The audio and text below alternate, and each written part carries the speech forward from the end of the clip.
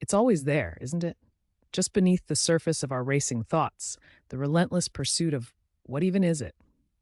We talk about ambition, about success, about the life we want to build. But what if the very foundations of those desires are cracked, tainted by something far older, far more insidious than just our own flawed humanity? They call them sins, these seven whispers that echo through the chambers of our hearts. Lust, gluttony, greed, sloth, wrath, envy, and pride. They're not just wayward dispositions, are they? They are gateways, broad traps into something dark, something that seeks to unravel the very fabric of who we are. Think about it. Lust, it's not just desire, is it? It's the insatiable hunger, the objectification, the tearing of someone down to just a collection of physical attributes.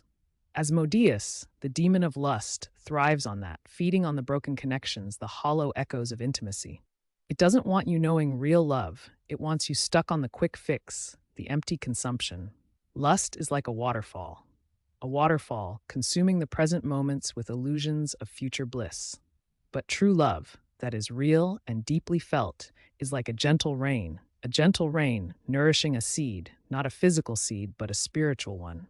A seed protected by self-restraint, a sense of celibacy, one with a true vision for the future.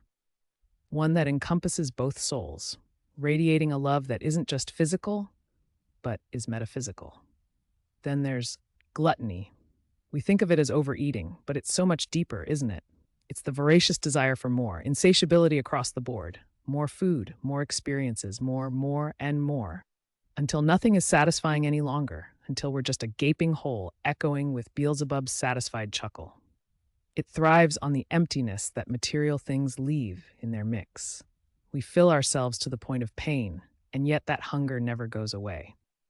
Instead of falling into societal norms, we should strive to be different, not just for ourselves, but for the young minds watching us.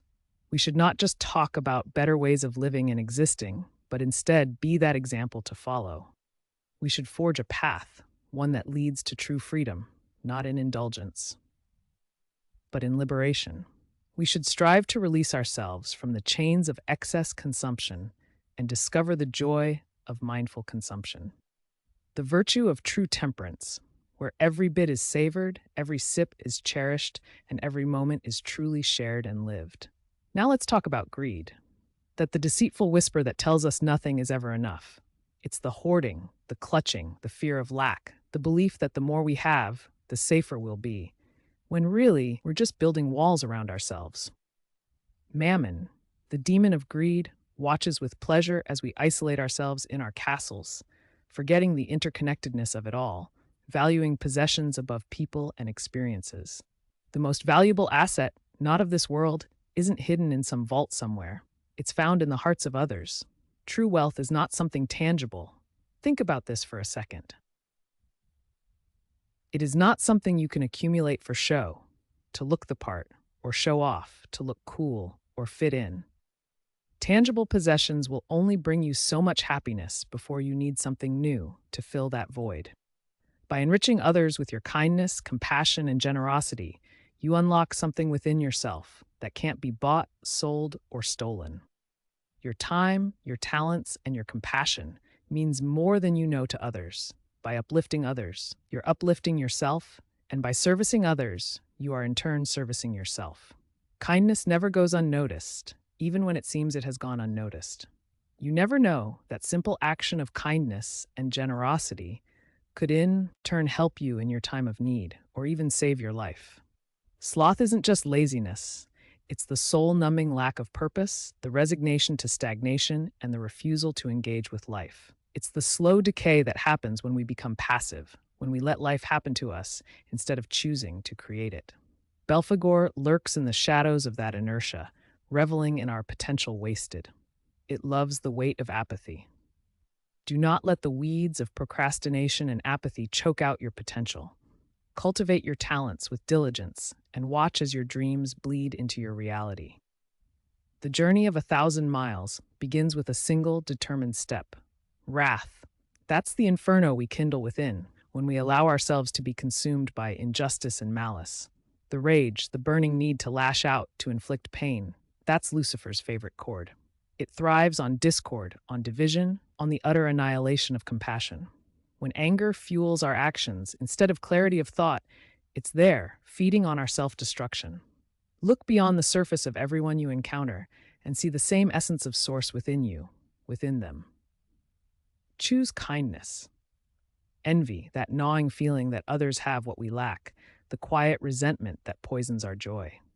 It's the constant comparison, the feeling of less than, the refusal to acknowledge the unique beauty of our individual paths. Leviathan, the demon of envy, loves that feeling of inadequacy, which traps us in a constant chase of the illusion of another's reality. We see the highlights and fail to see the struggle, thus perpetuating the pain. Finally, pride, the granddaddy of them all. It's not self-respect, it's the blinding belief in our own flawless perfection, the refusal to admit fault, the arrogance that builds walls around our hearts. Lucifer sits upon the throne of pride, the fallen angel who believed he was equal to God. He whispers to us, "You are above," and we, blinded by the ego, believe it to be true. These aren't just abstract concepts. They are the threads that weave through our daily lives, influencing our choices, shaping our relationships, and ultimately defining our character. Each sin acts as an emotional portal into a dark abyss, and when we give in to them, when we wallow in the negative emotion they breed, these demonic forces gather strength, pulling us further away from our authentic selves and into their influence. They don't want to possess us, they want to consume us. But there's a way out, a path back to the light.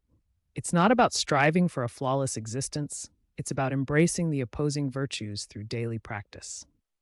For lust, we must cultivate chastity, not in the archaic sense of suppression, but in the mindful practice of respecting boundaries, understanding the difference between genuine connection and fleeting gratification. For gluttony, temperance, not starvation, but the conscious appreciation for what we have, for what truly nourishes us.